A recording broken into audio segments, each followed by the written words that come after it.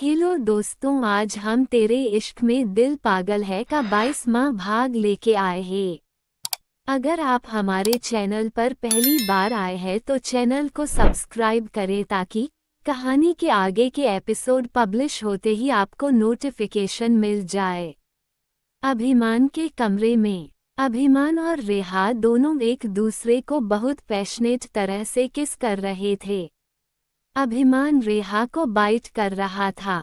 रेहा ने मुस्कुराते हुए कहा, अच्छा, जब मैं तुम्हें बाइट करती हूँ तो मुझे जंगली बिल्ली को कहते हैं और खुद मुझे क्यों बाइट कर रहे हो? अभिमान ने मुस्कुराते हुए कहा, जब मैं तुम्हारे कॉलर बोन पर किस करता हूँ या बाइट करता हूँ, मुझे ऐसा एहसास होता है जैसे कि ये कोई सेब है और मैं इसे खाना चाहता हूँ। रेहा ने अभिमान की तरफ देखते हुए कहा, मैं भी तुम्हें खाना चाहती हूँ अभिमान राजपूत।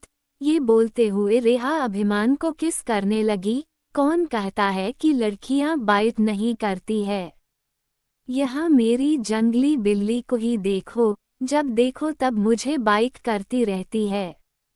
इसे तो बस मौका चाहिए मुझे बाइट करने का। ये सुनकर रेहा ने कहा, नहीं, मुझे मौका चाहिए तुम्हें खा जाने का। रेहा अभिमान किस करने लगी। अभिमान ने मुस्कुराते हुए कहा कि तुम मुझे हर चीज में टक्कर देती हो बैग पर। ये सुनकर रेहा ने कहा, मुझे कम समझने की कोशिश मत करना अभिमान राजपूत। अभिमान ने कहा, तो मैं तुमसे इतना प्यार करता हूँ, तुम हमेशा मुझे चौंका देती हो, चाहे वह फर्म में हो या करियर में या बैड पर। अभी बस मुझे बैड पर कॉन्सेंट्रेट करने दो। ये सुनकर अभिमान मुस्कुराने लगा। रेहा धीरे धीरे करके अभिमान के टॉवल को खींचने लगी। अभिमान ने तिरछी नज़र से देखते हैं तो मुझे बेशर्म कहती हो, और रेहा तुम्हारे हाथ कहाँ जा रहे हैं? नीचे जा रहे हैं। ये बोलते हुए अभिमान रेहा को देख रहा था जिसके लोअर पार्ट को छू रही थी। किसने कहा था कि सिर्फ के ही बेशर्म होते हैं? यहाँ मेरी बीवी को देख लो, बेशर्मी की डिग्री हासिल करके रखी हुई है, तो इसमें कौन सी गलत बात है? आखिर इसे जाना तो मेरी ही बॉडी में है। ये सुनकर अभिमान ने कहा, तुम्हें बताता हूँ। ये बोलते हुए अभिमान ने रेहा के पूरे कपड़े धीरे धीरे कर पूरे कपड़े निकाल दिए। अभिमान रेहा की बॉडी की तरफ देखते हुए कहा, तुम्हारी यह बॉडी इतनी खूबसूरत क्यों है? मुझे पूरी तरह से पागल बना देती है। रेहा ने अभिमान की तरफ देखते हुए कहा, ऐसा क्या है कि तुम मेरी बॉडी से प्यार करते हो? अभिमान ने गुस्से से रेहा की तरफ देखते हुए कहा, मुझे तुमसे प्यार है, तुम्हारा एटीट्यूड से प्यार है और तुम्हारे ये जो बोल्डनेस है उससे प्यार है। हाँ, पर यह जरूर है कि तुम्हारी बॉडी मुझे पूरी तरह से पागल कर देती है। ये बोलते हैं अभिमान रेहा की पूरी बॉडी पर किस करने लगा। रेहा की लंबी लंबी सांस लेने लगी। अभिमान ने रेहा को अपने आगोश में भर लिया। रेहा की एक हल्की चीख निकली। अभिमान ने रेहा के होठों पर किस करते हुए कहा, जान, आज तो तुम्हें पूरी रात इसी तरह मदहोश भरी आवाज में अपना नाम सुना है। ये सुनकर रेहा ने कहा, मैं तो पूरी जिंदगी बेड पर तुम्हारा नाम ले सकती हूँ। ये सुनकर अभिमान ने रेहा के पूरी बॉडी पर किस करने लगा। रेहा पूरी तरह से पसीने में खींच चुके थी। तरह प्यार करने के बाद रेहा ने अभिमान की तरफ देखते हुए कहा, अभिमान में बहुत 2 घंटे तक एक दूसरे को प्यार किया है, मैं थक गई हूँ, मुझे नींद आ रही है। अभिमान रेहा की तरफ देखते हुए कहा, मैंने पहले ही कहा था आज की रात बहुत लंबी चलने वाली है। तुमने पिछले 3-4 दिन से मुझे बहुत पाया है, अब मुझे नहीं हो रहा है। हल्दी की तैयारी में वैसे भी मैं बहुत ज़्यादा थक जाती हूँ। अभिमान ने रेहा की तरफ देखते हुए कहा, ठीक है, अगर तुम चाहती हो तो मैं कुछ देर के लिए रुक जाता हूँ, और तुम्हें कंटिन्यू करना होगा कि आज मैं 3 से 4 राउंड तुम्हारे करीब आऊँगा, उसके बाद ही मैं तुम्हें छोड़ूंगा। ये सुनकर रेहा ने आंखें बंद करते हुए कहा, तुम मुझे पूरी तरह से बेड पर बेहोश कर दोगे। अभिमान ने मुस्कुराते हुए कहा, ऐसा कुछ नहीं होगा रेहा, तुम्हारा स्टैमिना भी बहुत ज्यादा मजबूत है। रेहा ने गुस्से से कहा, मेरा दिमाग मत खराब करो, वैसे भी इस शादी से मेरा दिल और दिमाग पहले से ही खराब है। ये सुनकर अभिमान ने कहा, आखिर ऐसा क्या हो गया है जो तुम्हारा दिल दिमाग पहले से खराब है। रेहा अभिमान की तरफ देखते हुए कहा, तुम्हें तो पता है कि सौम्या वैभव भाई से प्यार करती है, फिर वह वंश भाई से क्यों शादी कर रही है, मुझे समझ नहीं आ रहा है। अभिमान ने रेहा से कहा, जब वैभव कुछ कर नहीं रहा है तो तुम्हें भी कुछ नहीं करना चाहिए। ये वैभव सौम्या और वंश के बीच की बात है, वही तीनों हैंडल कर लेंगे, तुम बीच में मत आओ, क्योंकि हमेशा दूसरों की भलाई करने के चक्कर में तुम फंस जाती हो। ये सुनकर रेहा ने कहा, मैं कब फांसी थी। अभिमान ने रेहा की तरफ देखते हुए कहा, तुम्हें क्या याददाश्त इतनी कमजोर हो गई है, याद नहीं है आज से 1.5 साल पहले तुम सौम्या और दिव्या को बचाने गई थी, पर मैंने तुम्हें गलत समझ लिया था कि तुम उन दोनों को मारने गई हो। ये सुनकर रेहा ने गुस्से से कहा, अब इसमें तो तुम्हारी गलती थी ना, मैं बोल बोल कर थक गई थी, पर तुमने मेरा यकीन नहीं किया था कि मैं ऐसा नहीं कर सकती हूँ। अभिमान ने कहा, मुझे बाद में यकीन हो गया था और मैं क्या करता, मैं उसे बहुत गुस्से में था। अभिमान, मुझे पुरानी बातें याद मत दिलाओ, वरना उन पुराने टॉर्चर का बदला मैं तुमसे अभी भी लूंगी। मुझे याद है तुमने मुझे शादी के बाद किस तरह से टॉर्चर किया था। अभिमान रेहा की तरफ देखते हुए कहा, उसे सब गलती और टॉर्चर के लिए मैं तुमसे 1000 बार माफ़ी मांग चुका हूँ। रेहा ने गुस्से से कहा, और मैं तुम्हें माफ़ भी कर चुकी हूँ, पर मुझे मेरा पास्ट याद मत दिलाओ, क्योंकि मैं वही लड़की हूँ जो कभी पीछे नहीं हटती हूँ। अगर मैं तुमसे बदला लेने पर आ गई ना तो तुम बुरी तरह से फंसने वाले हो, तुम्हें बहुत तड़पाने वाली हूँ। ये सुनकर अभिमान ने हाथ जोड़ते हुए कहा, मेरी माँ, मुझे माफ़ कर दो, मेरी गलती है जो मैंने तुमसे ऐसी बातें की। प्लीज़ मेरा यकीन करो, जो करना है वो वैभव, वंश और सौम्या खुद कर लेंगे, तुम उन तीनों के बीच में मत पड़ो, क्योंकि मुझे पूरा यकीन है सौम्या को उसका प्यार जरूर मिलेगा और वैभव भी हमेशा हमेशा के लिए सौम्या का ही रहेगा। रेहा ने अभिमान की तरफ देखकर कहा, क्या तुम्हें कुछ पता है अभिमान? अभिमान ने मुस्कुराते हुए कहा, मेरी नज़र हर किसी पर रहती है, ऐसा नहीं है कि सिर्फ तुम पर ही नज़र रखी रहता हूँ मैं। रेहा ने गुस्से से कहा, अगर तुम्हें पता है कि सौम्या यह शादी क्यों कर रही है, तुम मुझे बता क्यों नहीं रहे हो, यह शादी रोक क्यों नहीं रहे हो? अभिमान ने तिरछी नज़र से रेहा तरफ देखते हुए कहा, सौम्या जो कर रही है ठीक कर रही है, और हाँ मुझे पहले से पता है, पर तुम्हें जानने की जरूरत नहीं है। ये बोलते हुए अभिमान रेहा को किस करने लगा। अभिमान ने रेहा की तरफ देखकर कहा, ये देखो, तुम्हें इन मामलों में पड़ने की जरूरत नहीं है, सौम्या जो कर रही है उसे करने दो। हाँ, मुझे सब कुछ पता है कि भी मैं उन लोगों के बीच नहीं आ रहा हूँ, और प्लीज़ तुम भी मत आओ, आखिर में वही होगा जो सौम्या चाहती है। प्लीज़ अभिमान, किसी भी तरह से इस शादी को रोक दो, मैं नहीं चाहती हूँ कि वंश भाई की शादी सौम्या से हो जाए। अब मैं जानती हूँ कि यह शादी बस 2 खदानों के लिए की जा रही है, सालों पहले दिए हुए वादे को पूरा करने के लिए, पर एक तरह से देखा जाए तो वादा कब का पूरा हो चुका है या होगी जाएगा।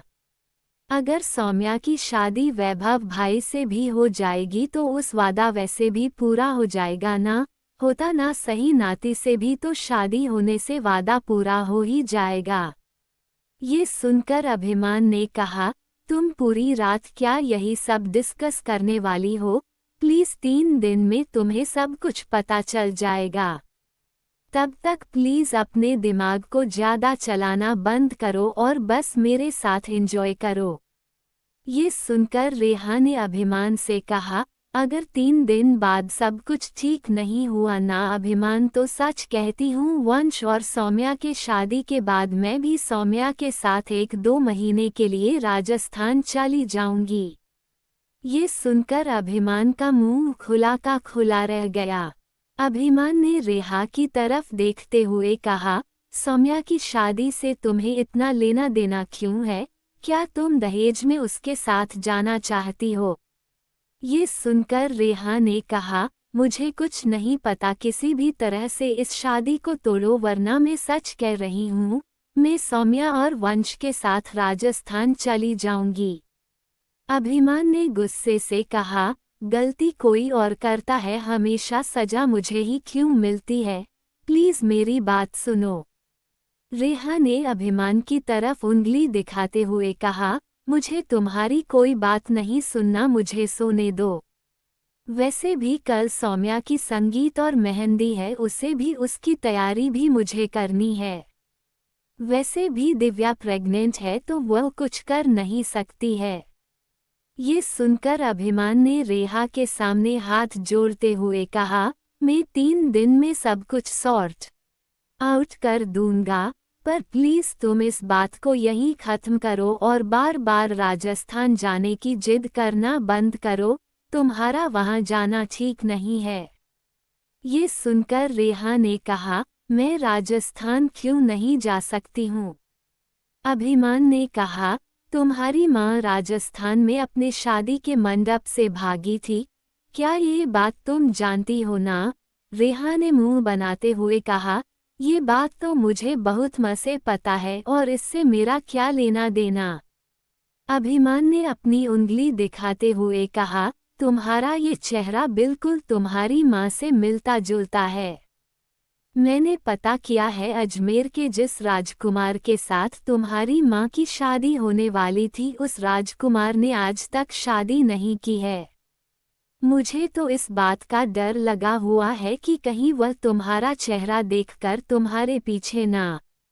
ये सुनकर रेहा ने हंसते हुए कहा, वह इंसान पूरे 50 या 55 या 60 साल का हो चुका होगा, वह मेरे पीछे क्यों आएगा? अभिमान ने गुस्से से कहा, तुम समझ नहीं रही हो, तुम्हें तो पता है ना कि किसी ने तुम्हारी मोम की जान ली थी। अब वो कौन थे मुझे नहीं पता, पर मुझे डर लगता है क्योंकि तुम्हारा और तुम्हारी माँ का चेहरा एक जैसा था। कोई भी तुम्हें तुम्हारी माँ समझकर तो अटैक कर सकता है या अपना बदला लेने के लिए, और वह अजमेर का राजकुमार उसके बड़े भाई का 2 बेटे हैं जो इस समय इटली में है। ये सुनकर रेहा ने कहा, उसके दोनों बेटे इटली में हैं और मैं इंडिया में हूँ, और उसका वह बुढ़ा अंकल मेरा कुछ नहीं बिगाड़ सकता है। अभी मैं तुम कुछ ज्यादा ही सोच रहे हो, अब चुपचाप से सो जाए। बोलते हुए रेहा अपनी आंखें बंद कर ली। अभिमान ने अपनी आंखें बंद करते हुए कहा, कैसे तुम्हें समझो कि मुझे शक है कि इस इंसान ने आंटी की जान ली है, पर मैं ये बात तुम्हें बता भी नहीं सकता हूँ। ये बोलते हुए अभिमान दीवार पर लगी उस पेंटिंग की तरफ देखने लगा जिसमें रेहा की माँ और रणविजय की फोटो थी। अभिमान ने रेहा की माँ की फोटो की तरफ देखते हुए कहा, आपको और रेहा को बिल्कुल सेम टू से क्यों देखना था? थोड़ा सा तो फर्क पता कर देते क्या?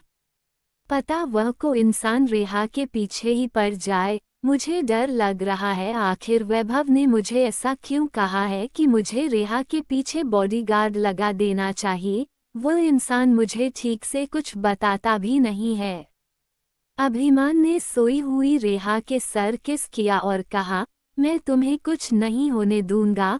वह जो कोई भी है जिसने आंटी की जान ली है और तुम्हारे पीछे पड़ा हुआ है, उसकी जान तो मैं लेकर ही रहूंगा, पर तुम्हें खुद से कभी अलग नहीं करूंगा और ना ही तुम्हें कभी राजस्थान जाने दूंगा। रहा ये बोलते हुए अभिमान रेहा की तरफ देख रहा था जो गहरी नींद में सो चुकी थी। खुराना विला। वंश अपने पापा के पास आकर अपने पापा की तरफ देखते हुए बोला, पापा मुझे आपसे कुछ पूछना है। वंश के पिता ने वंश की तरफ देखते हुए कहा, क्या पूछना है तुझे? वंश सोफे पर बैठे हुए बोला, हमारे खानदान की कोई खानदानी दुश्मनी थी किसी से क्या?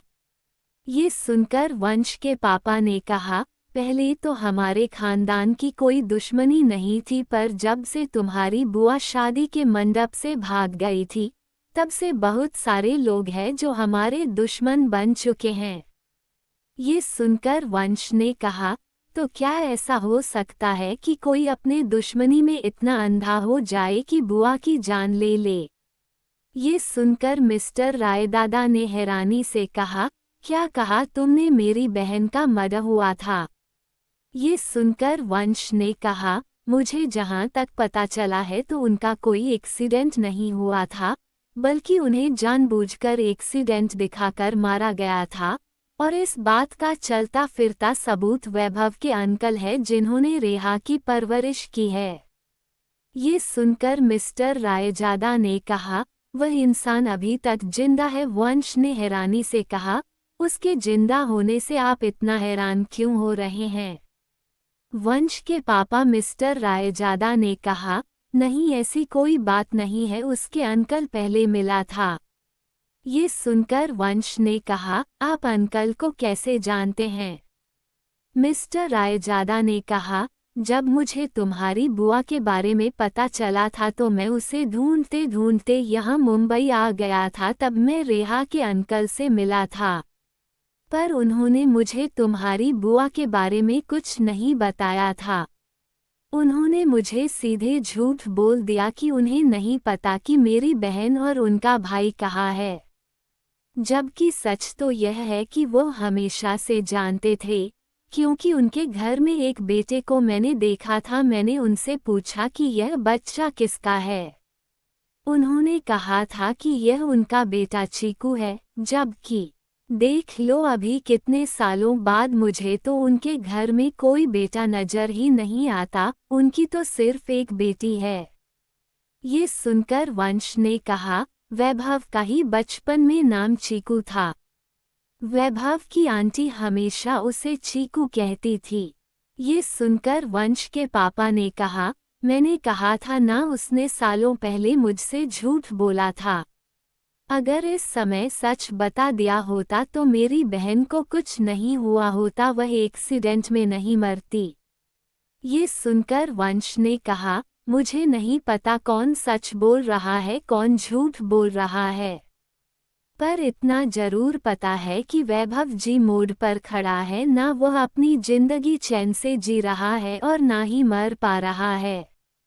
उसे हमेशा एक बात की डर लगी रहती है कि कल को कोई भी आकर रेहा को जान से ना मार दे, क्योंकि रेहा और बुआ जी की शक्ल एक जैसी दिखती है। वैभव अपनी जिंदगी चैन से जी नहीं पा रहा है, नहीं अपने प्यार के पास जा रहा है, वो दिन पर दिन घुट घुट कर मर रहा है। ये सुनकर मिस्टर रायजादा ने कहा, वैभव किसी से प्यार करता है? वंश ने अपने पिता की तरफ देखते हुए कहा, हाँ वह किसी लड़की से प्यार करता था, पर उसकी की शादी किसी और से होने वाली है। आप ये सब छोड़िए, आप जाइए, जाकर सो जाइए। वंश उस कमरे से बाहर निकल गया। वंश ने अपनी आंखें बंद करते हुए कहा, आज तक पापा ने तो मुझे कभी यह बात नहीं बताई कि वो कभी बुआ को खोजने आए थे और अंकल से मिले थे। मुझे ये बात अंकल से पूछने चाहिए, या जैसे ही अंकल होश में आएंगे उनसे पूछे चाहिए। ये सोचते हुए वंश अपने कमरे में चला गया। वंश अपनी आंखें बंद की और मन में कहा, कहीं ऐसा तो नहीं कि मेरे डैड ने ही बुआ की जान ली हो। नहीं नहीं, वह ऐसा कैसे कर सकते हैं, वो उनकी छोटी बहन थी। तभी वंश के दिल ने कहा, जिस लड़की की वजह से परिवार की इज्जत खराब होती है उसे कोई करने के लिए कुछ भी कर सकता है। वंश ने अपनी आंखें बंद करते हुए कहा, मुझे समझ नहीं आ रहा है कि इन सब के पीछे पापा का हाथ है या नहीं, और जहाँ तक मुझे याद है तो बचपन में पापा बुआ का नाम पर सुनना पसंद ही करते थे। अगर दादाजी मुझे बुआ को खोजने के लिए नहीं दिखते थे, पापा तो कभी मुझे बुआ के बारे में पता भी नहीं चलने देते हैं। बचपन से लेकर आज तक मैंने कभी भी बुआ की कोई भी फोटो महल में नहीं देखी थी। वंश ने अपनी आंखें खोलते हुए कहा, मेरा ही दिमाग खराब हो गया है पापा, ऐसा नहीं कर सकते हैं। अपने दिमाग की बात अपने अंदर नहीं रखता है, जब देखो तब मेरे दिमाग में ही यह सब चलता रहता है। अगर कोई रेहा को मारना भी चाहता है तो वह मेरे पापा नहीं हो सकते हैं। कोई भाई इतना भी बुरा नहीं हो सकता है कि वह अपनी छोटी बहन जो प्रेग्नेंट थी उसे जान से मार दे। अगली सुबह राजपूत हवेली। रेहा सुबह से ही इधर से उधर काम कर रही थी। दिव्या आराम से सोफे पर बैठी रेहा को देख रही थी। दिव्या रेहा की तरफ देखते हुए बोली, अगर तुम इसी तरह मेरे सामने इस तरह से घूम घूम कर काम करने लगी ना, तुम्हें देखकर मुझे चक्कर आ जाएगा। रेहा ने मुस्कुराते हुए कहा, क्यों देवरानी जी, मेरे ऐसे चलने से आपको चक्कर क्यों आएगा? आपको तो बैठे बैठे भी चक्कर आ सकते हैं। ये सुनकर दिव्या गुस्से में रेहा की तरफ देखने लगी। रेहा ने मुस्कुराते हुए कहा, आप भूल गए क्या आप प्रेग्नेंट है? ये बोलते हुए रेहा किचन की तरफ चली गई। दिव्या ने गुस्से से कहा, ये कि कभी मुझे सीधी तरह से बात नहीं कर सकती है। आयुष्मान दिव्या के पास आते हुए बोला, आप किसने तुम्हारे साथ बदतमीजी कर दी? दिव्या ने नॉर्मल होते हुए कहा, मैं इस रेहा से नॉर्मली बात करने की कोशिश कर रही हूँ, पर यह मुझसे कभी नॉर्मल बात नहीं कर सकती है। आयुष्मान रेहा की तरफ देखते हुए कहा, वह तुमसे कभी नॉर्मल बात कर भी नहीं पाएगी क्योंकि उसकी नज़र में तुम उसकी किसी माँ पर सौतन थी। तो भला सौतन से कौन नॉर्मल बात करता है? ये सुनकर दिव्या ने गुस्से से आयुष्मान की तरफ देखते हुए कहा, वह सब मैं तुम्हारे लिए किया था, मैं कभी उस अभिमान से प्यार नहीं करती थी। आयुष्मान ने मुस्कुराते हुए कहा, हाँ ये बात मैं जानता हूँ, तुम जानती हो, पर तुम्हें तो पता है पर पत्नी के शक कभी कोई इलाज नहीं हो सकता है, और रेहा अभिमान की पत्नी बन चुकी है। उसके शक का अब कोई इलाज नहीं है। ये बोलते हुए आयुष्मान हंसने लगा। दिव्या ने गुस्से में कहा, जब से मैं प्रेग्नेंट हुई हूँ मैं देख रही हूँ तुम कुछ ज्यादा ही रेहा की साइड लेकर मुस्कुराने लगे हो। आयुष्मान ने कहा, मैं तो बस मजाक कर रहा था, तुम इतना सीरियस क्यों हो जाती हो?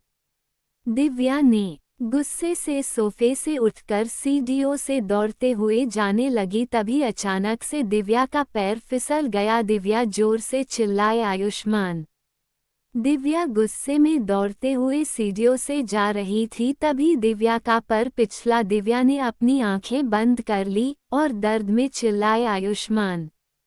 आयुष्मान ने जैसे ही दिव्या की आवाज सुनी पीछे देखा तो दिव्या सीढ़ियों से गिरने वाली थी। दिव्या को पीछे से रेहा ने पकड़ा और आगे से दिव्या का हाथ सौम्या ने पकड़ रखा था। दिव्या को जैसे ही यह महसूस हुआ कि उसे किसी ने पकड़ रखा है, दिव्या ने अपनी आंखें खोली तो सामने से सौम्या ने उसका हाथ पकड़ रखा था और पीछे से रेहा ने उसे पकड़ रखा था। सौम्या ने दिव्या की तरफ देखते हुए कहा, इस पर मैं तुम्हारा हाथ नहीं छोड़ूंगी दिव्या। ये बोलते हुए दिव्या को सौम्या ने अपने तरफ खींच लिया। दिव्या अचानक से सौम्या के गले जा लगी। दिव्या के दिल की धड़कन इस तरह बहुत फास्ट थी। सौम्या ने दिव्या के पीठ को सहलाते हुए कहा, कुछ नहीं होगा तुम्हारे बच्चे को, तुम रोना बंद करो दिव्या। दिव्या की आंखों में आंसू आ गए। सौम्या ने दिव्या का चेहरा अपने हाथों में भरते हुए कहा, हाँ मानती हूँ 1 साल पहले मेरी गलती की वजह से तुमने अपना बच्चा खोया था, पर मैं सच कह रही हूँ। टेरेस पर पहले से कुछ गिरा हुआ था, जिस पर हम दोनों का पैर खींच लिया था। मेरा पहले भी कोई इरादा तुम्हारे बच्चे को मारने का नहीं था, और ना अब है। प्लीज मुझे मेरी पुरानी गलतियों के लिए माफ कर देना। ये बोलते हुए सौम्या की आंखों में आंसू आ गए। रेहा ने दिव्या की तरफ देखते हुए कहा, दिव्या तुम्हें पता है कि जब मैं ऊपर आई थी तुम्हारा हाथ छूट चुका था। मैं तो ना तुम्हें बचा पाए और ना सौम्या को, पर मैं वादा करती हूँ इस बार तुम्हारे इस बच्चे को और तुम्हें मैं कुछ नहीं होने दूंगी। ये सुनकर दिव्या ने अपनी आंखें खोलते हुए कहा, थैंक यू तुम दोनों का मेरे बच्चे को बचाने के लिए। अगर आज मेरे बच्चे को कुछ हो जाता तो मैं पूरी जिंदगी खुद को माफ नहीं कर पाती। आयुष्मान दिव्या के पास आया और उसे गले लगाते हुए बोला, तुम ठीक तो हो ना? दिव्या की आंखों में बहुत आंसू था। दिव्या के आंसू अचानक से आयुष्मान के गले लगने से गिरने लगे। दिव्या ने रोते हुए कहा, प्लीज मुझे माफ कर दो, मुझे ध्यान ही नहीं रहा कि मैं गुस्से में सीढ़ियों पर चल रही हूँ। मेरा पैर भी स्लिप हो सकता है। I am sorry Ayushman. एक बार फिर मेरी गलतियों की वजह से तुम अपना बच्चा खो देते। ये सुनकर आयुष्मान ने दिव्या के सर को सहलाते हुए कहा, नहीं, इस बार हमारे बच्चे को कुछ नहीं होगा। दिव्या प्लीज तुम रोना बंद करो। पर दिव्या चुप नहीं हो रही थी, उसके आंखों से बहुत ज्यादा आंसू आ रहे थे। सौम्या ने आयुष्मान की तरफ देखते हुए बोली, आयुष्मान भाई मैं सच कह रही हूँ, मैं इस बच्चे को कभी नुकसान नहीं पहुँचाऊंगी। क्योंकि यह बच्चा है तो मेरे भाई का ही है। ये बच्चा है मुझे बुआ बनाने वाला है। ये सुनकर आयुष्मान में सौम्या की तरफ देखते हुए कहा, थैंक यू मेरी दिव्या की जान बचाने के लिए। ये सुनकर सौम्या मुस्कुरा दी। वहीं आयुष्मान ने रेहा की तरफ देखकर कहा, थैंक यू रेहा। ये बोलकर आयुष्मान ने दिव्या को अपनी गोद में उठाया और उसे लेते हुए अपने कमरे की तरफ चला गया। रेहा सौम्या की तरफ देखते हुए कहा, सौम्या तुम तो आयुष्मान को 1 साल से जानती है ना, उसको तुम्हें क्या लगता है, क्या ये वह मुझसे गुस्सा है? ये सुनकर सौम्या ने कहा, ऐसा कुछ नहीं है, मुझे नहीं लगता कि भाई गुस्सा है। इनफैक्ट शायद वह कुछ ज्यादा ही डर गए थे। वह पहले भी पिता बनने वाले थे और उन्होंने अपना बच्चा खो दिया। शायद अपने बच्चे के खोने का डर उनके दिल दिमाग में इस कदर बैठ गया है कि उन्हें अभी क्या सामने है और क्या नहीं ये दिखाई नहीं दे रहा है। और यह सच भी है, जब कोई बाप बनने वाला होता है या माँ बनने वाली होती है तो अपने बच्चे खोने का दर्द दुनिया का सबसे बड़ा दर्द होता है। ये सुनकर रेहा ने कहा, सौम्या तेरी शादी हो रही है, कोई डिलीवरी नहीं हो रही है जो तू इतनी सेंटिमेंटल बातें कर रही है। ये सुनकर सौम्या ने मुस्कुराते हुए कहा, ऐसी कोई बात नहीं है, तू भी ना। रेहा ज्यादा ही बोलने लगी है। रेहा ने कहा, जिस तरह से तू बात कर रही थी मुझे लग रहा है कैसे पता नहीं तेरे कितने बच्चे हैं जो तू इतनी सेंटिमेंटल बातें कर रही है और इतनी ज्यादा इमोशनल हो रही है। सौम्या ने अपने आंसू साफ करते हुए कहा, ऐसा कुछ नहीं है, बस मैं दिव्या के बच्चे के लिए थोड़ा ज्यादा प्रोटेक्टिव फील कर रही हूँ। क्योंकि कई सालों बाद इस घर में एक बच्चा आने वाला है जिसके आने की खुशी घर में सभी को है। अगर उसे बच्चों को कुछ हो गया तो पूरा परिवार बर्दाश्त नहीं कर पाएगा। बस इसीलिए मैं थोड़ी सेंटिमेंटल हो गई थी और प्लीज तू ज्यादा सोच मत। ये बोलते हुए सौम्या जाकर हाल में लगे सोफे पर बैठ गई। दो मेहंदी वाली सौम्या के पास आकर बोली, बताए आपकी होने वाले पति का क्या नाम है, क्या नाम लिखना है? ये सुनकर सौम्या की मां नेहा राजपूत ने कहा, मेरे दामाद का नाम वंश है, आप वंश लिखिए।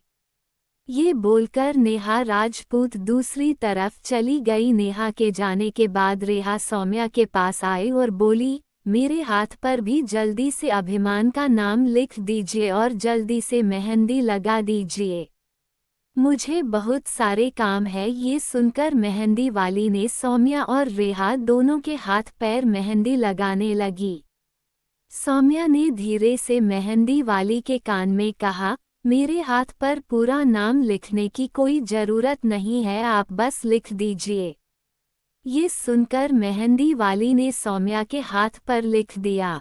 सौम्या ने मन में कहा, भले ही दुनिया वालों के लिए मेरे हाथ पर वंश का नाम लिखा हुआ है, पर मेरा दिल और मेरी आत्मा जानती है कि मेरे हाथ पर आपका नाम लिखा हुआ है, वैभव, और यह कभी कोई बदल नहीं सकता है। मेरे दिल, दिमाग और मेरे रूम पर सिर्फ आपका नाम लिखा है, वैभव, और इसे कभी कोई बदल नहीं सकता है, क्योंकि मैं आपसे बेइंतहा प्यार करती हूँ और यह प्यार कभी खत्म नहीं होने वाला है। सौम्या के आंख से आंसू निकलने लगे।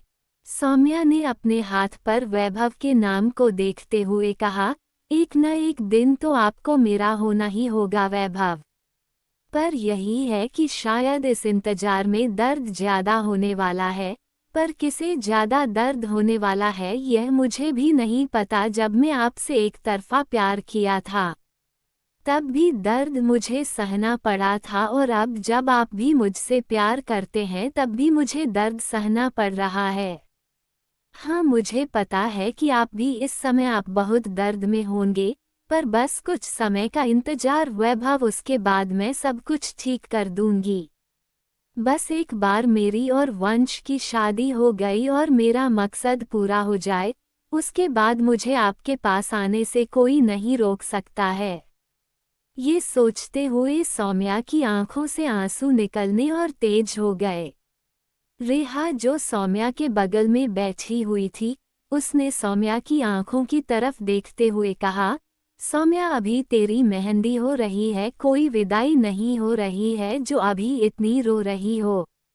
सौम्या ने मुस्कुराते हुए कहा, तू भी ना, मैं बस कुछ बचपन की बातें सोचकर इमोशनल हो रही थी, तू इतनी ज्यादा सोचना बंद कर दे। अपने हाथ में भाई का नाम लिखवा और मुझे परेशान करना बंद कर।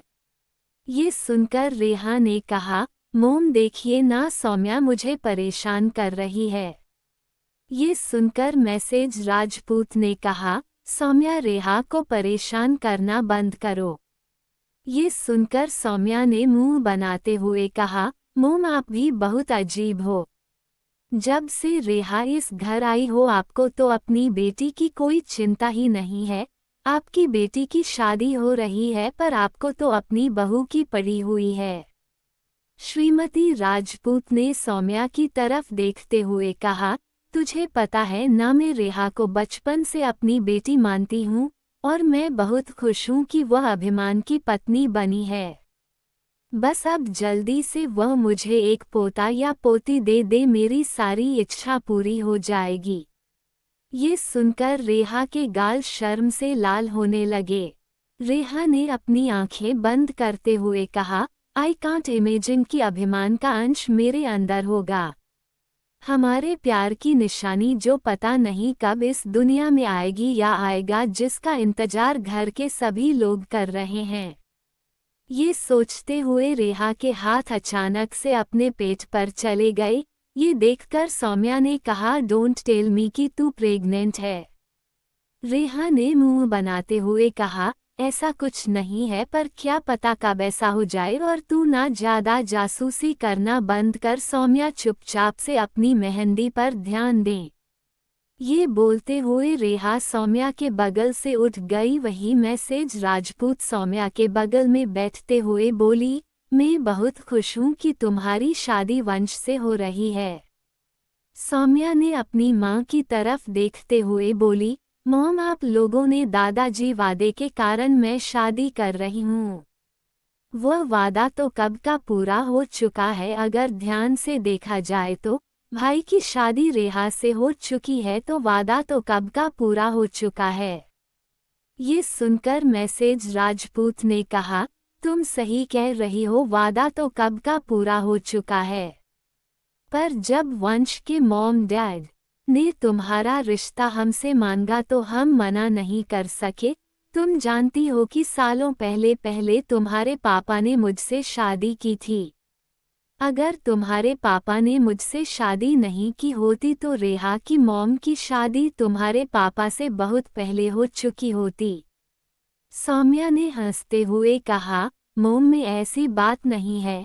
भगवान ने अभिमान भाई और रेहा का साथ पहले से ही लिखा हुआ था, इसलिए कभी पापा और उनकी शादी नहीं हुई। अब ये सब छोड़िए, मेहंदी की रस्म तो हो गई है, मैं अपने कमरे में जा रही हूँ। कुछ देर बाद संगीत स्टार्ट होने वाला है, मैं कपड़े चेंज करके आती हूँ और थोड़ा आराम भी कर लूँगी। ये सुनकर मैसेज राजपूत ने सौम्या की नज़र उतारते हुए कहा, मेरी बेटी को किसी की नज़र ना लग जाए।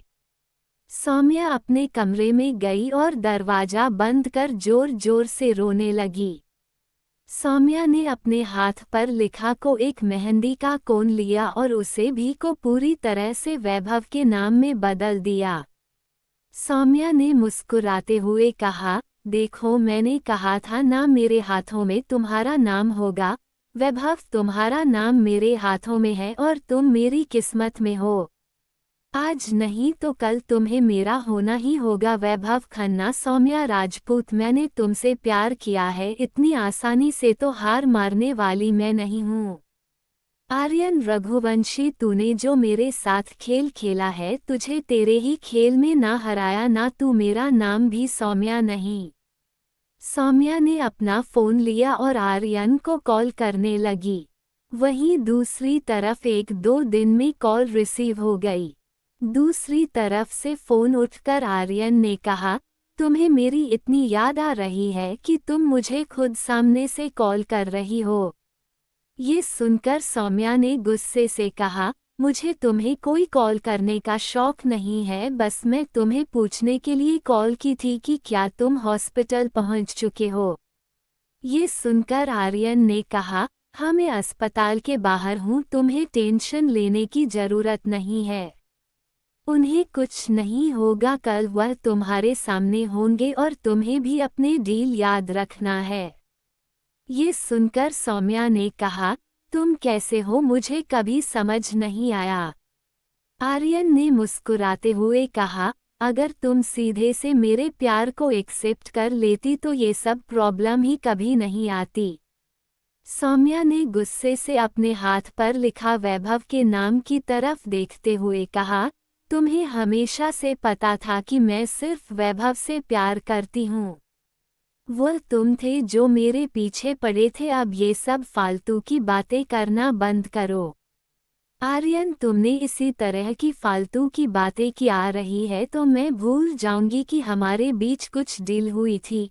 ये सुनकर आर्यन ने कहा, मुझे हमारे डील याद है। सौम्या ने गुस्से से कहा, एक हाथ से दो और एक हाथ से लो, यही डील हुई थी हमारी।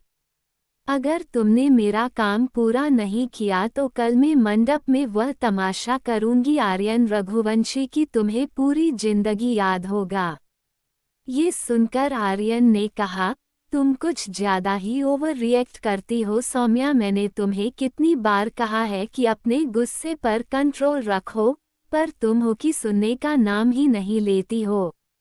सौम्या ने गुस्से से कहा, इतना कंट्रोल तू खुद के गुस्से पर रखा हुआ है, तभी तुम मेरे सामने मुझे इस तरह से ब्लैकमेल कर रहे हो।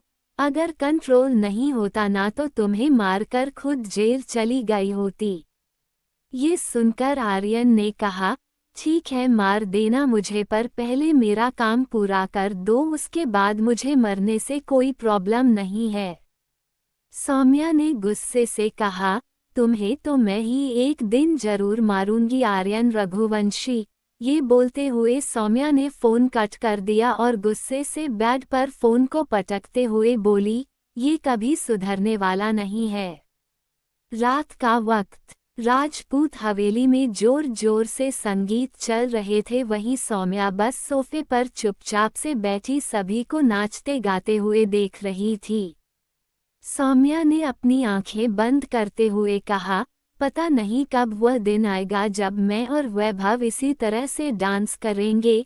कब वह दिन आएगा जब मैं उनके बाहों में होगी, कब मैं उनके इतने करीब होंगे जितना आज भाई और रेहा एक दूसरे के करीब है। ये सोचते हुए सौम्या सामने देख रही थी, जहां रेहा और अभिमान पूरी दुनिया से बेखबर एक दूसरे में खोए हुए संगीत में म्यूजिक की धुन पर डांस कर रहे थे।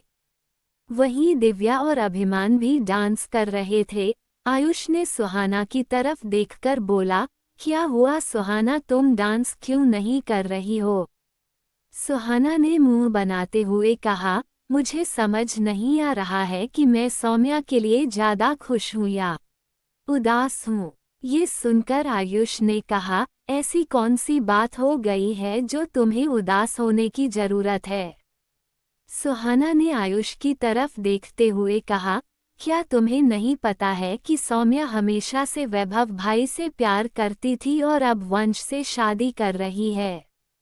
ये सुनकर आयुष ने कहा, मुझे भी यह बात समझ नहीं आई है। मैं सौम्या से कई बार बात की है कि अगर उसे शादी से पीछे हटना है तो वह हट सकती है।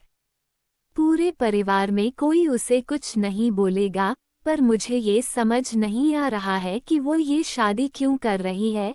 ये बोलते हुए दोनों सौम्या की तरफ ही देख रहे थे। सुहाना ने अपनी आंसू को पोंछते हुए कहा, आज मुझे अपने पापा की बहुत ज्यादा याद आ रही है। पता नहीं कब मेरे पापा होश में आएंगे। पिछले 1 साल से मैं अपने पापा से बात करने के लिए तरस गई हूँ। ये सोचते हुए सुहाना की आंखों में आंसू आने लगे। आयुष ने उसकी आंखों को आंसू को पोंछते हुए कहा, मुझे पूरा यकीन है अंकल आज नहीं तो कल होश में आ जाएंगे और वह बहुत खुश होंगे जब उन्हें पता चलेगा कि तुम लॉयर बन गई हो। ये सुनकर सुहाना ने मुस्कुराते हुए कहा, ये सब तुम्हारी वजह से ही तो हो पाया है। पिछले 1 साल से मेरी हिम्मत पूरी तरह से टूट गई थी। वह तुम थे जो हमेशा मुझे हिम्मत दिया करते थे। थैंक यू हमेशा मेरा साथ देने के लिए। ये बोलते हुए सुहाना ने आयुष को गले लगा लिया। आयुष के दिल की कन बहुत फास्ट चलने लगी। आयुष ने अपने दोनों हाथ सुहाना के पीठ पर रख दिए। वही जो रौनक कब से इन दोनों को बातें करते देख रहा था। जैसे ही आयुष और सुहाना गले लग गए, उन दोनों को एक साथ देखकर रौनक को बहुत ज्यादा गुस्सा आ रहा था। रौनक ने गुस्से से कहा, मैं ऐसा नहीं होने दूंगा। आयुष राजपूत में हमेशा सुहाना से प्यार किया है। कभी खुलकर इसलिए कह नहीं पाया क्योंकि मुझे पता था कि वो मुझे इतनी जल्दी एक्सेप्ट नहीं करेगी। मैं खुद को उस काबिल बनाया है कि मैं अब सुहाना से शादी कर सकूं और तुम इतनी आसानी से आकर मुझे मेरा प्यार नहीं छीन सकते हो। ये बोलते हुए रौनक ने वो गिलास तोड़ दिया जो उसी के हाथ में था। रौनक के हाथ में कांच लग गया। रौनक के हाथ से खून निकलने लगा। रौनक के हाथ से बहुत खून निकल रहा था, पर जैसे उसे कोई फर्क ही नहीं पड़ रहा था। वो बस पागलों और सनकी की तरह सुहाना की तरफ देखकर बोला, तुम मुझे सिर्फ अपना दोस्त बनाकर रखना चाहती हो सुहाना, और तुम मुझसे चाहे कितनी भी दूर क्यों ना चली जाओ, मेरी नज़र हमेशा तुम पर रहेगी। एक न एक दिन तो तुम्हें मेरा होना ही होगा, चाहे अपनी मर्जी से या बिना मर्जी से, पर तुम्हें तो मैं अपना बना कर ही रहूंगा। ये बोलते हुए रौनक अचानक से उसे हाल से बाहर निकल गया। खुराना इंडस्ट्रीज। वैभव अपने केबिन में बैठा काम कर रहा था। तभी वंश उसके पास आते हुए बोला, क्या तू कल मेरी शादी में नहीं रहेगा? ये सुनकर वैभव ने कहा, भला मैं तेरी शादी और अपनी बर्बादी में कैसे रह सकता हूँ? मैं इतना भी अच्छा और इतना भी महान नहीं हूँ कि अपनी आंखों के सामने उसकी की शादी होते हुए देखा जिसे मैं बेइंतहा मोहब्बत करता हूँ।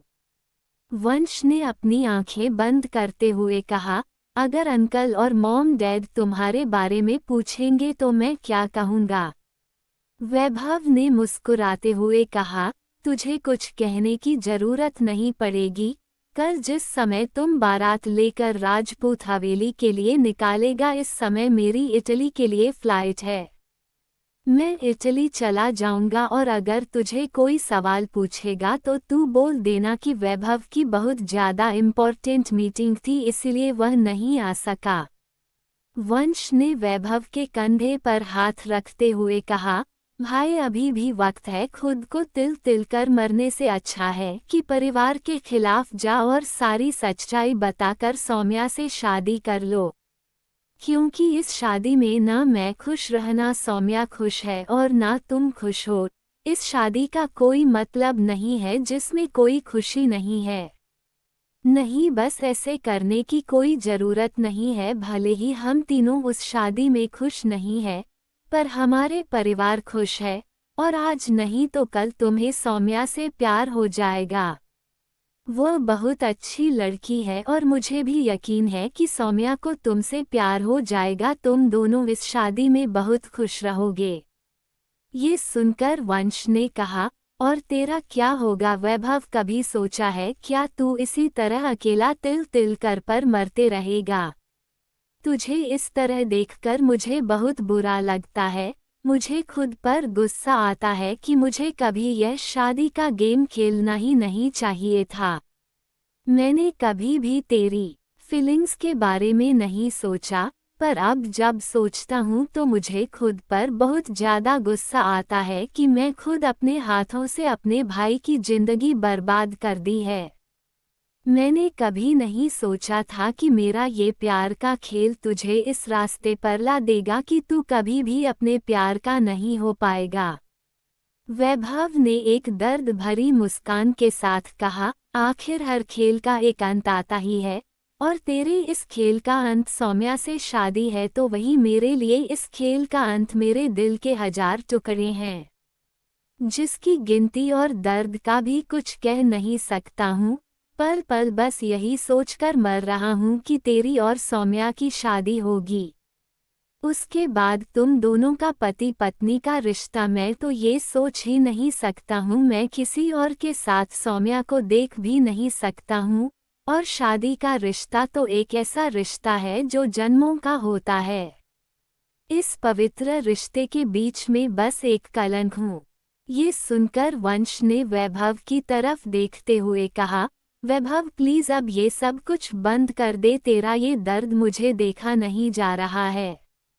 वैभव ने वंश के हाथों को ते हुए कहा, आज से मेरे प्यार तेरे हवाले। कल तेरी और सौम्या की शादी के बाद मेरा उससे कोई रिश्ता नहीं रह जाएगा, और प्लीज फैमिली को हमारे रिश्ते के बारे में बताने की कोई जरूरत नहीं है।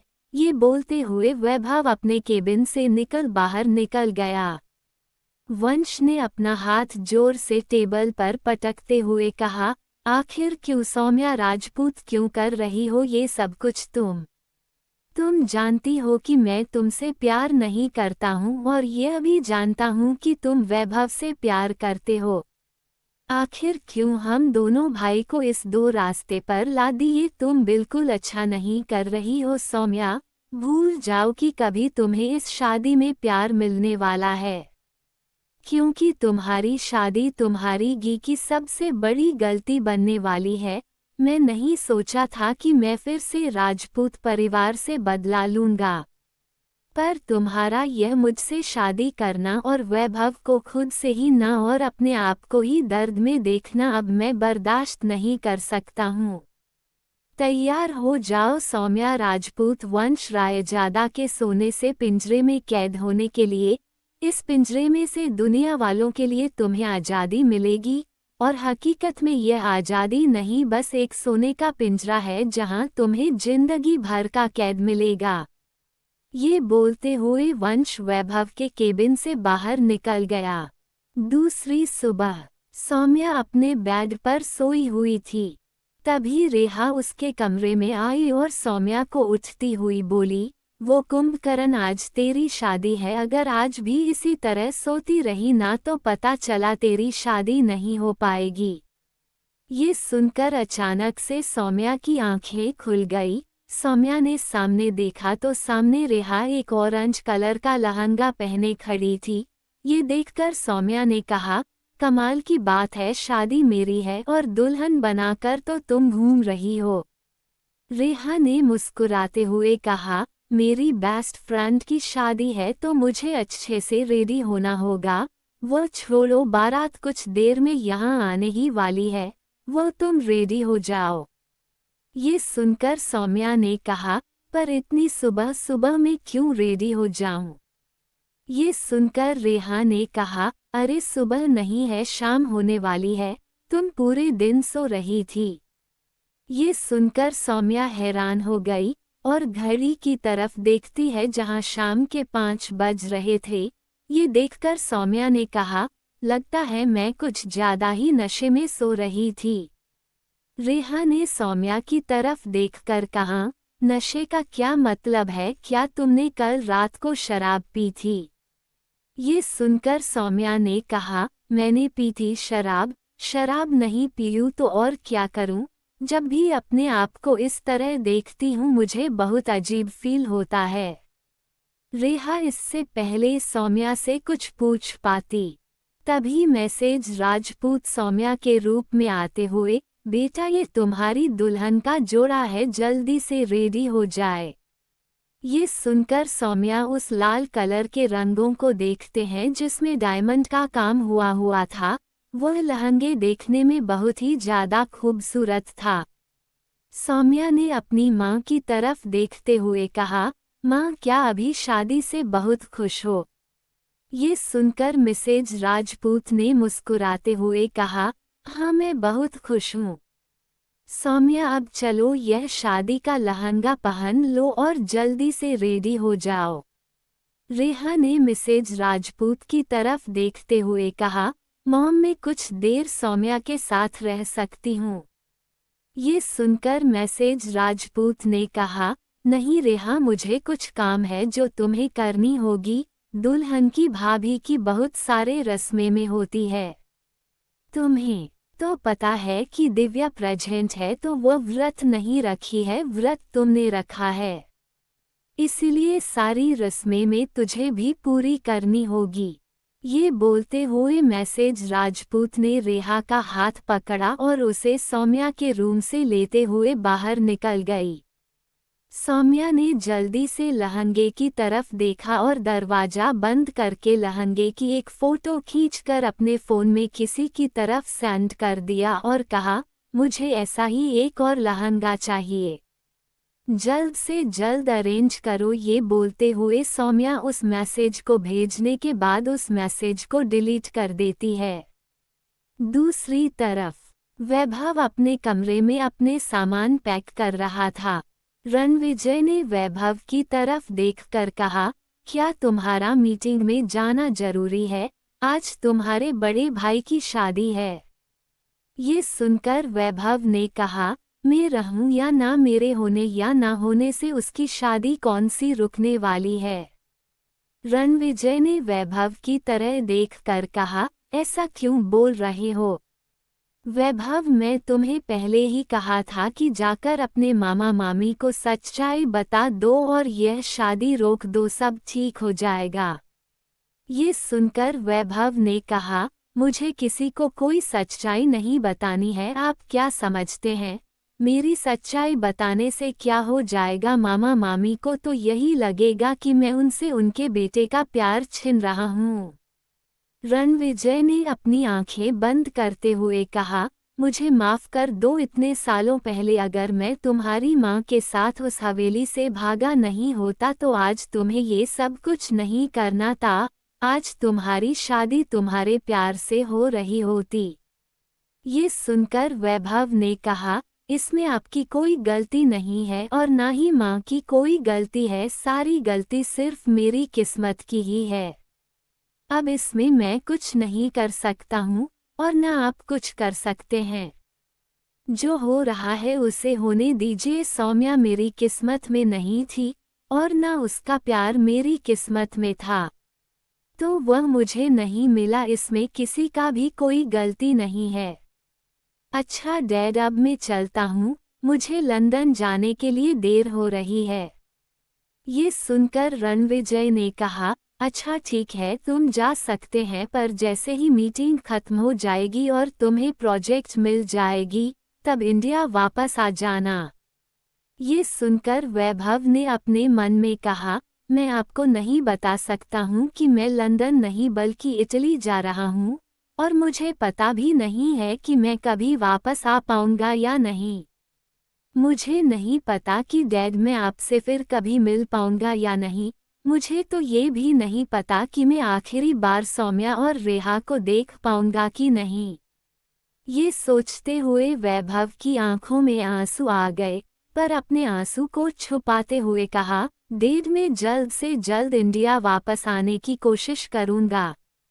ये बोलते हुए वैभव उस रूम से बाहर निकल गया।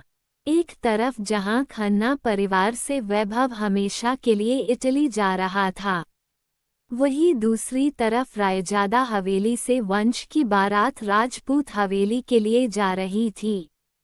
वंश के आंखों में थोड़े से आंसू थे। वंश ने अपनी आंखें बंद करते हुए कहा, वंशिका मुझे माफ कर दो, पर आज से मेरे पास तुम्हें याद करने का भी हक नहीं है। मैं तो चाहता था कि मैं तुम्हें पूरी इज्जत के साथ अपनी फैमिली में लेकर जाना था, तुम्हें राजस्थान की महारानी बनाने का, पर तुम वह की थी जिसने मुझे धोखा देना ज्यादा अच्छे से चुना। मेरे प्यार को ठुकरा पर तुमने सिर्फ मुझे धोखा दिया है। अब मैं चाहकर भी तुम्हें कभी एक्सेप्ट नहीं कर सकता हूँ। वंशिका आज से मेरी जिंदगी सौम्या के नाम लिखने जा रही है। राजपूत हवेली। सौम्या दुल्हन की तरह तैयार होकर आईने के सामने बैठी हुई थी। वही रेहा अचानक से सौम्या के कमरे में आते हुए बोली, सौम्या तू रेडी हो गई। रेहा ने जैसे ही सौम्या को देखा, जो लाल जोड़े में बहुत ही ज्यादा खूबसूरत लग रही थी, रेहा ने सौम्या की नज़र उतारने हुए कहा, सच में आज तू बहुत ज्यादा खूबसूरत लग रही है। ये सुनकर सौम्या मुस्कुरा दी। रेहा की आंखों में नमी आ गई। रेहा ने मन में कहा, काश तू इस तरह से वैभव भाई की दुल्हन की तरह होती, ना कि वंश के लिए। सौम्या ने रेहा की तरफ देखते हुए कहा, कहाँ खो गई तू? रेहा ने मुस्कुराते हुए कहा, दुनिया की सबसे खूबसूरत दुल्हन को बस देख रही थी। तभी मैसेज राजपूत अंदर आते हुए बोली, तुम दोनों लड़कियों की बात खत्म हो गई है तो नीचे बारात आ चुकी है। ये बोलते हुए मैसेज राजपूत ने सौम्या को देखने में बहुत ही ज्यादा खूबसूरत लग रही थी। मैसेज राजपूत ने अपनी बेटी की तरफ देखते हुए कहा, सच में बेटा आज तुम बहुत ज्यादा प्यारी लग रही हो। सौम्या मुस्कुरा दी और अपनी मॉम की तरफ देखते हुए बोली, राजपूत ने कहा, मैं बहुत ज्यादा खुश हूँ बेटा, और अब वंश की बारात आ चुकी है, हम उसका स्वागत करने के लिए जा रहे हैं। ये बोलते हुए मैसेज राजपूत ने रेहा का हाथ पकड़ा और उसे सौम्या के कमरे से लेते हुए बाहर चली गई। तभी सौम्या का फोन बजने लगा। सौम्या ने अपने फोन की तरफ देखा जिस पर आर्यन का कॉल आ रहा था। सौम्या ने मुस्कुराते हुए फोन अटेंड कर कहा, क्या तुमने अपना काम कर दिया आर्यन? आर्यन ने दूसरी तरफ से कहा, मैंने कहा था ना, मैं जब तुम्हें फ़ोन करूंगा तो तुम्हें गुड न्यूज़ ही मिलेगी। तो मिस सौम्या राजपूत तुम्हारे लिए गुड न्यूज़ है, उन्हें होश आ गया है। मैं उन्हें लेकर तुम्हारी शादी में आ रहा हूँ।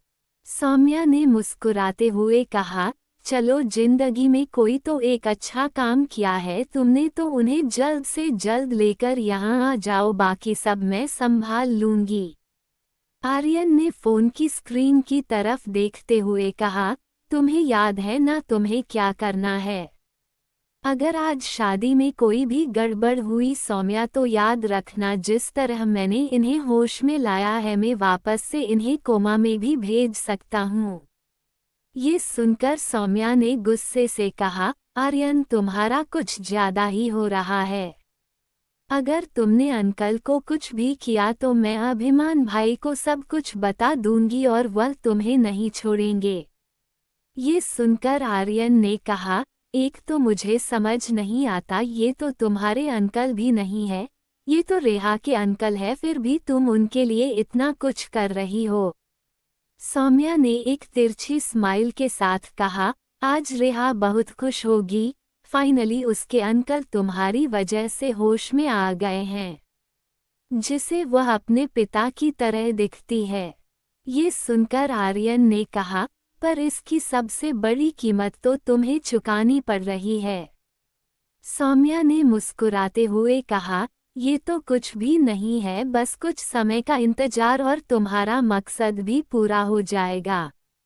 उसके बाद तुम अपने रास्ते और मैं अपने रास्ते, हम दोनों एक दूसरे के रास्ते में नहीं आएंगे।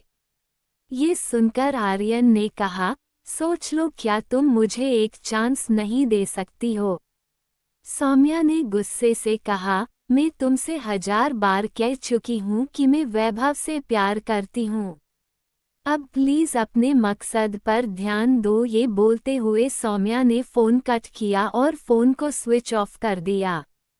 सौम्या आईने के सामने मुस्कुराते हुए बोली, फाइनली आधा काम तो हो चुका है, बस आधा और हो जाए, उसके बाद सब कुछ ठीक हो जाएगा। ये बोलते हुए सौम्या ने घूंघट डाल दिया। नीचे मैसेज, राजपूत और रेहा वंश की आरती कर रही थी। वंश के माता पिता ने रेहा की तरफ देखते हुए कहा, तुम कैसी हो? रेहा ने मुस्कुराते हुए कहा, मामा मामी मैं बिल्कुल ठीक हूँ, पर वैभव भाई कहाँ है? वो मुझे नजर नहीं आ रहे हैं। रणविजय ने रेहा की तरफ देखते हुए कहा, वैभव को एक जरूरी मीटिंग के लिए जाना था, उसने वादा किया है कि वह जल्द से जल्द आने की कोशिश करेगा। ये सुनकर रेहा रणविजय के गले लग जाकर बोली, कोई बात नहीं डैड, आपको ना, मैं आपके साथ ही बहुत ज्यादा खुश हूँ। ये सुनकर रणविजय बहुत मुस्कुरा रहा था। वही वंश के पिता बस रणविजय को गुस्से से ही देख रहे थे। वंश ने अपने पिता की तरफ देखते हुए कहा, डैड क्या आप अंकल को अपना नहीं सकते हो? वह जैसे भी थे पर आपकी मरी हुई बहन के पति थे और आपके दोनों भांजे भांजे के डैड है। ये सुनकर मिस्टर रायजादा ने कहा, मुझे इस इंसान को कभी नहीं अपनाना है। ये बोलते हुए मिस्टर एंड मिसेज हॉल के अंदर चले गए। वंश ने रेहा की तरफ देखते हुए कहा, तुम ठीक हो ना? रेहा ने वंश की तरफ देखते हुए कहा, मुझे पता है कि तुम्हें ये शादी नहीं करनी है। अब मुझे ये भी पता है कि वैभव भाई बस तुम दोनों की शादी से बचने के लिए यहाँ से चले गए हैं। पर मेरे हाथ में कुछ नहीं है। मैंने अभिमान से बात की है, उन्होंने कहा है कि वो सब कुछ ठीक कर देंगे, पर पता नहीं वह खुद कहाँ है, मुझे कहीं दिख भी नहीं रहे हैं। तभी अचानक से हॉल की लाइट कट गई। हॉल की लाइट सीढ़ियों की तरफ फोकस होने लगी, जहां से सौम्या दुल्हन के जोड़े में आ रही थी, जिसे एक बहुत लंबा सा घूंघट डाल रखा था। वही उसके एक तरफ आयुष्मान खड़ा था, तो दूसरी तरफ दिव्या खड़ी थी। मैसेज, राजपूत ने दोनों की तरफ देखते हुए कहा, थैंक यू बेटा। सौम्या को मंडप में लाने के लिए दिव्या ने मैसेज राजपूत की तरफ देखते हुए कहा, कोई बात नहीं आंटी। ये बोलते हुए दिव्या और आयुष्मान एक जगह खड़े हो गए। सौम्या के मंडप में आते ही वंश ने गुस्से से कहा, सौम्या प्लीज अभी भी शादी से बैक आउट कर जाओ। अगर तुम पीछे नहीं हटी तो आई प्रॉमिस यह शादी तुम्हारे लिए बस एक सजा बनकर रह जाएगी। पर सौम्या कुछ बोल नहीं रही थी। पंडित जी ने वरमाला वंश के हाथ में देते हुए कहा, कन्या को वरमाला पहनाने। वंश ने गुस्से से वरमाला सौम्या की गले में डाल दी। सौम्या जो घूंघट की आड़ में थी, उसने भी वर्णमाला वंश के गले में डाल दी। क्या बिना किसी के रुकावट के हो जाएगी वंश और सौम्या की शादी? क्या होगा जब वंशिका को पता चलेगा वंश और सौम्या की शादी के बारे में? आखिर क्या करने वाला है आर्यन रघुवंशी? अब आगे क्या होगा ये जानने के लिए बने रहे मेरे साथ। कहानी पसंद आई हो तो वीडियो को लाइक, शेयर और कमेंट करें। आप चाहते हैं कि मैं आगे के एपिसोड कंटिन्यू करूं तो कमेंट करें।